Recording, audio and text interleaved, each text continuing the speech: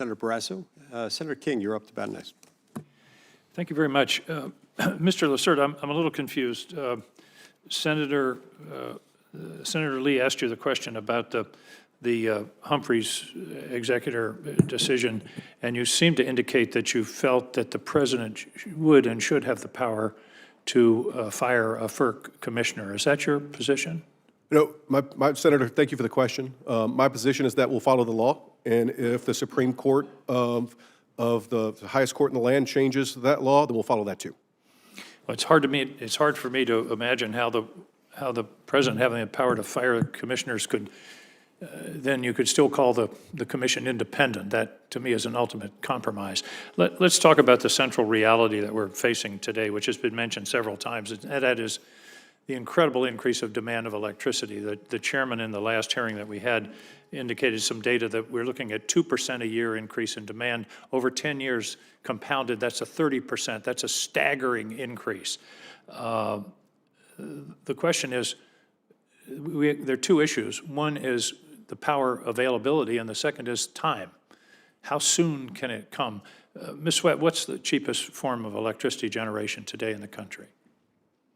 Thank you for the question, Senator. I have not looked into that issue, but I am happy to look into it and answer any questions. Well, I'll help you. It's wind and solar by a mile, by a factor of 2. The fellow who left here under difficult circumstances actually was correct. The cheapest form of energy today are wind and solar by a long shot. Do you know, let's take a case study, Iowa. Any idea how much wind power supplies to the economy of the electricity supply of Iowa? No, sir, I don't know those specific numbers. 60%. Iowa is the 15th lowest electricity cost in the country, and in the past year, as we've already learned, average electricity prices across the country have gone up between 6 and 10%. In Iowa, it's actually gone down 0.5%. The point is, you both have talked about being agnostic. I hope you'll hold to that, because we can't ignore the reality around us that this administration is extremely hostile, and that's a mild term, to renewable energy. And yet, and the second point, as I've talked about price, is speed. There's no question that wind and solar are the quickest to deploy. Senator Heinrich mentioned if you wanted a new gas turbine plant today, it would be about 7 years between permitting and the fact that there's a 5-year wait time for a turbine. A major solar project can go online in a year and a half. So I just hope that you all will be true to your word today and not follow what amounts to an ideology that says we can't have wind and solar. Mr. Lassert, will you commit to being agnostic as to energy sources and focus entirely on reliability, cost, and availability? Senator, the Federal Power Act requires that a commissioner be neutral in those decisions, and I commit to following the law. And I think I want to emphasize again, speed is an issue here.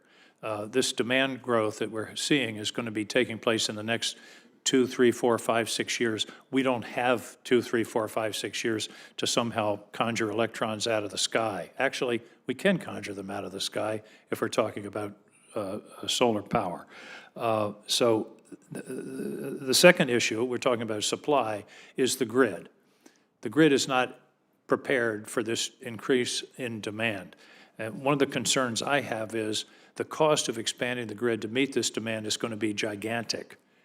And we have to be sure that that the expansion of the grid is done in a cost-effective way, and that's where FERC comes in, and that's where what I call GETS, grid-enhancing technologies, come in.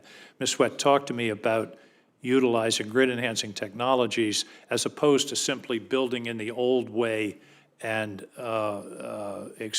adding this cost to the consumers. Thank you for the question, Senator. I fully share your sentiment that we should be maximizing the resources that we already have, including the existing grid. And as someone who has represented transmission owners in the past, I understand the technology behind that and the potential benefits that can be realized from GETS. But you also understand, if you've done that kind of representation, that it's the incentive to the transmission owner is to build, not do the low-cost, no-cost improvements. And therefore, I think FERC has to think about how do we incentivize the adoption of these technologies, because letting the market play as it normally would, where the transmission owner has the incentive to actually build rather than make the grid more efficient. So I hope you'll bear that in mind. Thank you, Senator. Yes, I understand that transmission incentives have been heavily litigated at FERC, and FERC has been facing those very difficult issues for many years. And I commit to you that I will take a hard look at any of those related matters if they come before me, if I am confirmed. My time has expired, but very quickly, just I hope you both, assuming you're confirmed, and that's up to the committee and the Senate, take a serious look at the interconnection queues at the RTOs. That, remember we talked about time. The average wait in many RTOs around the country is 5 years, and that is unacceptable. And some of the RTOs are now talking about using AI in the analysis, the engineering analysis for interconnection. I think that's got to be part of the solution.